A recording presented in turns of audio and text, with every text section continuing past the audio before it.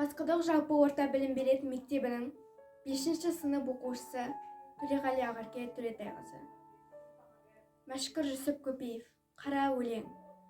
Жатқандай тәтті ұйқыда қазақ халқы, айрылмай жақсы менен жаман парқы.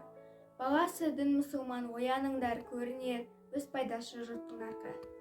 Әркімнің өз пайдасы ойлағаны, тереңге түсіп жатыр бойлағаны. Бостандық деген сөзді жоқ қылған деп, аш бүрі бізді жеуден тоймағаны. Ойлайды бізді алам деп бармағына, көрсетіп зорлық күшін жан-жағына.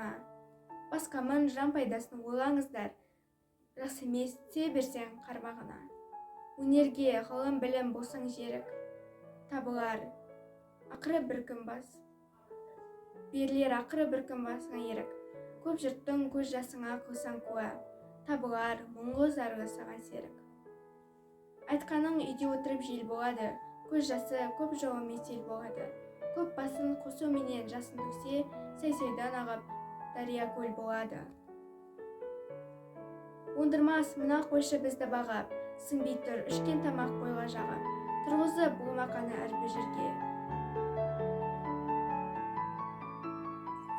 Жер суда ап кетті ғой қасық қағып, көшпелі мал сықылды жерге халық, әшірава жақаулықпен болар талық. Жел болып жаққан шамадан ол бермей, болмай тұр қаншеткамен бізге жарып. Әртүрлі бұл қазаққа шықты борым, жұрт едік бейпіл жүрген мұнан бұрын. Бұраса біз еліп көне бердік, сатулы жүрген жермен тұрған орын.